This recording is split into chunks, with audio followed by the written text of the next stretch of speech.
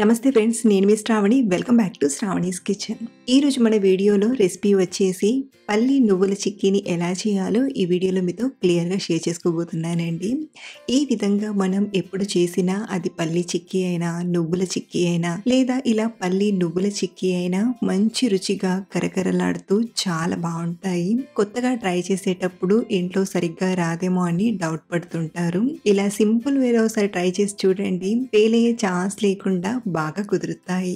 క్రంచీగా ఇలా healthy sweet ని చేసుకుని హ్యాపీగా తినేయొచ్చు. మరి ఆలస్యం చేయకుండా హెల్దీగా చేసుకునే ఈ క్రంచీ చిక్కీని ఎలా చేయాలో ఇప్పుడు చూద్దాం రండి. ముందుగా స్టవ్ ఆన్ చేసి ప్యాన్ లోకి 1.5 కప్పు పల్లీలను తీసుకోండి. ఇప్పుడు మంటను మీడియం ఫ్లేమ్ లో పెట్టి కలుపుతూ బాగా వేపండి. మనకు పల్లి పలుకులు అనేవి బాగా వేగితేనే రుచి అనేది చాలా బాగుంటుంది. అలాగే ఇలా వేపడం వలన పల్లీలు కూడా క్రంచీగా తయారవుతాయి. ఇలా మనం పల్లీలు వేపేటప్పుడు మొదట్లో చూసినట్లయితే పల్లీలు కొంచెం సాఫ్ట్గా అనిపిస్తాయి.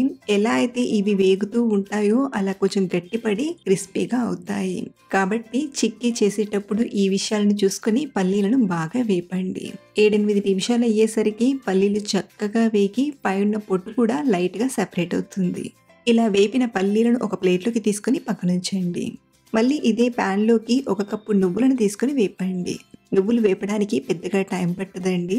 అలాగే ఇవి వేగినవి కూడా త్వరగా తెలిసిపోతాయి. కొంచెం చిటపటమని అనడం స్టార్ట్ అయిందంటే పల్లీలు చక్కగా వేగినట్లు. నువ్వులు ఇలా చిటపటమనగానే స్టవ్ ఆఫ్ చేసేసి వీటిని ఒక ప్లేట్లోకి తీసుకోండి. ఇవి పూర్తిగా చల్లారేంత వరకు పక్కనుంచండి.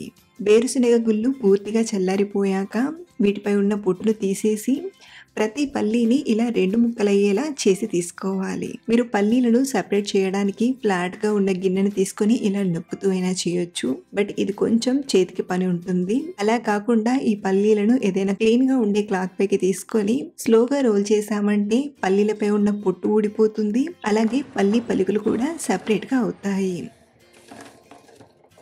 ఇలా స్లోగా రోల్ చేశాక వీటిలో ఉన్న పొట్టును సెపరేట్ చేయడానికి ఇలా జాలిగరిటెను తీసుకొని కొన్ని పల్లీలను తీసుకుంటూ ఇలా పల్లి పొట్టును సెపరేట్ చేసుకుంటూ ఒక ప్లేట్లోకి తీసుకోండి. సో పల్లీలపై ఉన్న పొట్టును తీసేసి వీటిని పక్కన పెట్టి బెల్లం తీసుకోండి. ఇప్పుడు మనం చేసే చిక్కీకి స్వీట్కి సరిపడేంత బెల్లం తీసుకొని ఇలా తురిమి తీసుకోండి. ఇక్కడ నేను రెగ్యులర్గా వాడే బెల్లమే వాడుతున్నానండి. నిజానికి ఈ పల్లి చిక్కీ కోసం స్పెషల్గా చిక్కీ బెల్లం వాడతారు. సాఫ్ట్ బెల్లం కాకుండా మనం ఏ బెల్లమైనా వాడచ్చు. సాఫ్ట్ బెల్లం వాడితే పల్లి చిక్కీ స్టార్టింగ్ బాగున్నా డబ్బాలో వేసి స్టోర్ చేసుకున్నప్పుడు కొంచెం మెత్తగా అనిపిస్తుంది. సో అలా కాకుండా గట్టి బెల్లం తీసుకోండి. మీకు ఇంకా అవైలబుల్లో ఉంటే చిక్కీ బెల్లం వాడడం ఇంకా మంచి ఆప్షన్. సో ఇలా తురిమిన బెల్లాన్ని మనం తీసుకున్న కప్పుతో కొలుచుకుంటూ ఒక ప్యాన్లోకి తీసుకోండి. మనం తీసుకున్న ఈ క్వాంటిటీకి 2 కప్పుల బెల్లం అయితే కరెక్ట్గా సరిపోతుంది. ఇప్పుడు ఇందులోనే ఒక 1/2 కప్పు నీళ్ళని వేసి ముందుగా బెల్లాన్ని కరిగించండి. ఇక్కడ నేను బెల్లాన్ని వడగట్టడానికి నీళ్లు వేసి కరిగిస్తున్నాను. మీరు తీసుకునే బెల్లం ప్యూరిటీ బాగుంటే డైరెక్ట్గా కొంచెం నెయ్యి వేసి కరిగిస్తే సరిపోతుంది. మనకు ఈ టైంలో పాకం పట్టాల్సిన అవసరం లేదండి.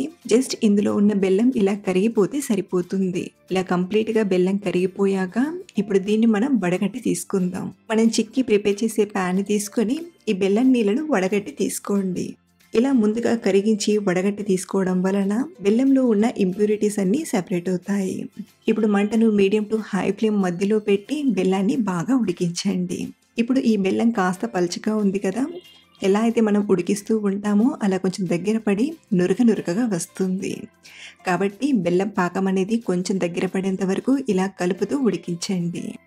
మనం హై ఫ్లేమ్లో ఉడికించామంటే బెల్లం రంగు అనేది ఎక్కువగా మారుతుంది. కాబట్టి మంటను మీడియం ఫ్లేమ్లో పెట్టి కలుపుతూ ప్రిపేర్ చేయండి. కాసేపటికి బెల్లం పాకం అనేది దగ్గర పడింది.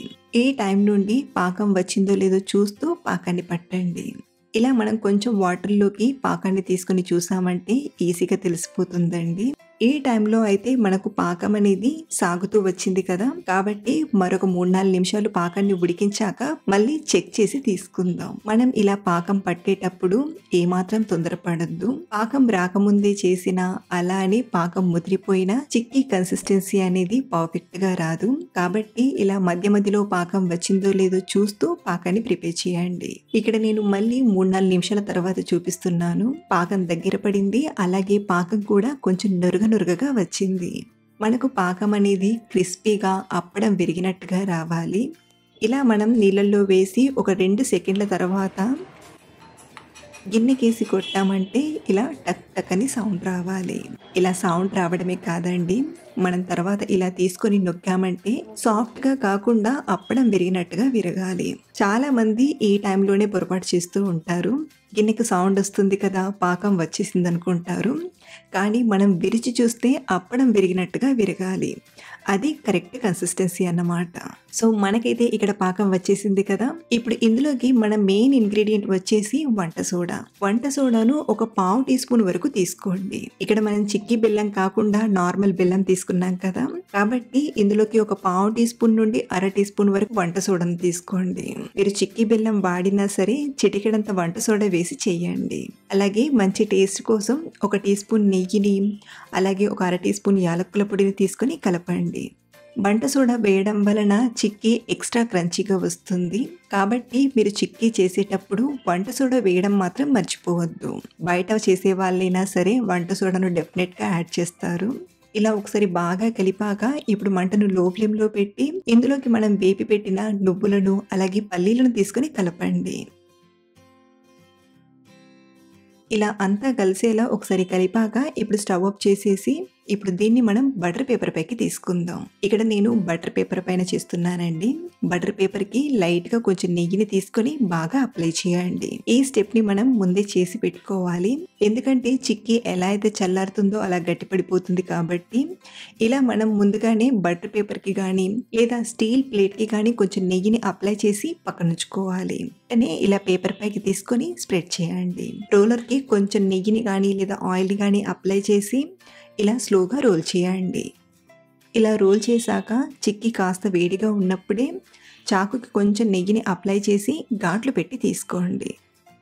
ఇలా ఘాట్లు పెట్టాక ఇది పూర్తిగా చల్లారేంత వరకు ఒక అరగంట సేపు ఇలాగే వదిలేయండి. అరగంట, గంట సేపు వదిలేసామంటే చిక్కీ పూర్తిగా చల్లారిపోతుంది. ఇది చల్లారిపోయిన తరువాతే పీసెస్‌గా సెపరేట్ చేయండి. ఇలా మనం ఇంట్లోనే చాలా సింపుల్‌గా ఈ హెల్తీ చిక్కీని చేసుకోవచ్చు. మీరు కూడా ఇంట్లో ఒకసారి ఈ మెథడ్‌లో ట్రై చేసి చూడండి. ఫెయిల్ అయ్యే ఛాన్స్ లేకుండా బాగా కుదురుతుంది. అలాగే మీరు ట్రై చేశాక మీకు ఎలా వచ్చిందో కింద కామెంట్‌లో చెప్పడం మర్చిపోవద్దు. మరిన్ని సింపుల్ అండ్ హెల్తీ రెసిపీస్ కోసం మన ఛానల్‌ని ఫాలో అవ్వండి. Thank you for watching.